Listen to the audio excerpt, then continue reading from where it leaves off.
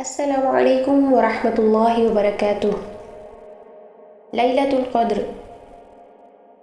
انا انزلناہ فی لیلۃ القدر، بلا شبہ ہم نے اسے ایک قدر کی رات میں اتارا۔ یہ قرآن کریم کی عظمت و شرف ہے کہ اللہ سبحانہ وتعالیٰ نے قرآن کو بابرکت رات میں نازل کیا۔ اس رات کو بابرکت رات کیوں کہا جاتا ہے؟ یہ رات قدر و منزلت والی رات، تقدیر کے فیصلوں والی رات، رزق، زندگی، موت کی تقسیم کی رات، 1000 مہینوں کی عبادت سے بہتر رات، فرشتوں کے نزول کی رات، ایسی رات جس کو کھو دینے والا ہر بھلائی سے محروم رہ گیا، ایسی رات جس کو اللہ تعالیٰ نے اتنی قدر و منزلت عطا کی۔ ہم کیسے سو سکتے ہیں اس رات؟ ہم کیسے اس رات کی ناقدری کر سکتے ہیں؟ ایسی رات جس میں فرشتے سلام لے کر اترتے ہیں، اتنے فرشتے وہ آسمان سے اتر سکتے ہیں اللہ کے حکم پر اس رات کی تعظیم میں، تو کیا ہم بستروں سے نہیں اتر سکتے؟ ہم لوگ بیار فضول گفتگو ٹرانسمیشنز نہیں چھوڑ سکتے؟ راتوں کی عبادت میں 5 کام کثرت سے کریں: نوافل، قرآن، ذکر، دعائیں، صدقہ۔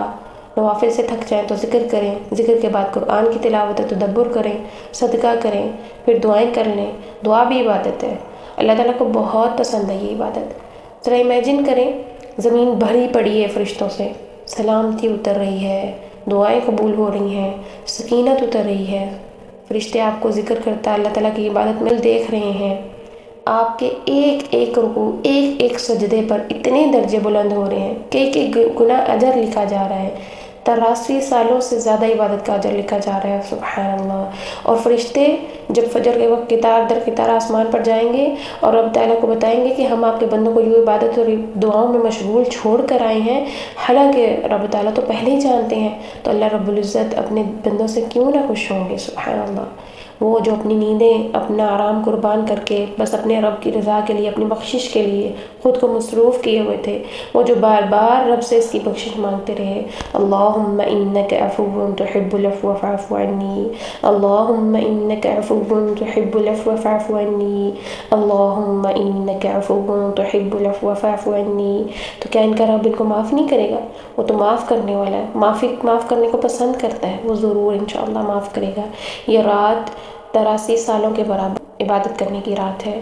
اگر ہم اس کا اندازہ لگائیں تو موجودہ حساب کتاب کے دور میں ہمیں وہی چیزیں اچھی سمجھ آتی ہیں جس میں واضح حساب کتاب ہو، تو اگر ہم اس کا حساب لگائیں تو یہ ایک رات 83 سالوں کے برابر ہے۔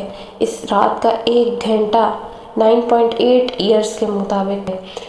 اس رات کا 1 منٹ 58 دن کے برابر ہے، 58 ڈیز کے برابر ہے۔ اس رات کا ایک سیکنڈ 23 گھنٹے کے برابر ہے۔ اللہ اکبر و کبیرہ۔ یہ سارا حساب اگر آپ اپنے ذہن میں رکھیں اور اس مزدور کی طرح آپ کام کرنا شروع کر دیں، اس مزدور کی طرح کہ جس کو ایک رات کی اجرت اتنی زیادہ مل رہی ہو، تو وہ اس رات میں ایک لمحہ بھی ضائع نہ کرے، بس اس مزدور کی طرح اپنی عبادت کو فوکس کریں۔ ایک سیکنڈ 23 گھنٹے کے برابر ہے، بس ایام معدودات، گنتی کے چند دن ہیں، ان کو ضائع مت کیجیے۔ اور صرف یہ نہیں کہ طاق راتوں میں عبادت کریں اور جفت راتوں کو چھوڑ دیں، بلکہ رمضان المبارک کا آخری عشرہ، تمام 10 راتیں، ان میں اپنی لیلۃ القدر کو تلاش کریں، کیونکہ دوسرے کنٹریز میں، عرب ممالک میں 1 دن پہلے طاق رات ہوتی ہے، پاکستان میں 1 دن بعد ہوتی ہے، ٹھیک؟ تو 1 رات پہلے اور 1 رات بعد، اس میں تو کنفیوژن ہے نا کہ کون سی طاق رات ہے۔ تو سارے کے ساری 10 راتیں اگر آپ جاگ لیں، اللہ سبحانہ وتعالیٰ کی عبادت کریں، تو ممکن ہے کہ ہم کسی نہ کسی ایک رات میں لیلۃ القدر کو پا لیں۔ اللہ سبحانہ وتعالیٰ ہمیں اس رات کو پانے کی، اس میں عبادت کرنے کی توفیق عطا فرمائے۔ زیادہ سے زیادہ عبادت کے کام کریں، ذکر اذکار کریں، آپ نوافل پڑھیں، صدقہ کریں، جتنا ہو سکتا ہے آپ خود کو عبادت میں مشغول رکھیں۔ کچھ تھک جائیں تو کچھ ذکر اذکار کر لیں، پھر اٹھیں، قرآن کی تلاوت کریں، پھر نوافل ادا کریں، صدقہ کریں، جتنا ہو سکتا ہے اپنے گھر والوں کو بھی اس کی ترغیب دیں۔ اس کے لیے پہلے سے پلاننگ کر لیں، میں نے یہ دعائیں مانگنی ہے، میں نے یہ کام کرنے ہیں، میں نے یہ سب کچھ کرنا ہے، تو انشاءاللہ آپ کے لیے بالکل ایزی رہے گا۔ اپنے انفرادی نوافل ادا کیجیے، ہر سجدے میں اللہ تعالیٰ سے عمل کی قبولیت اور لیلۃ القدر کو حاصل کرنے کی دعا کریں، ہر رات کو صدقہ کریں۔ امام ابن باز رحمہ اللہ فرماتے ہیں کہ جس نے پورا آخری عشرہ قیام کیا، گویا اس نے لیلۃ القدر کو پا لیا۔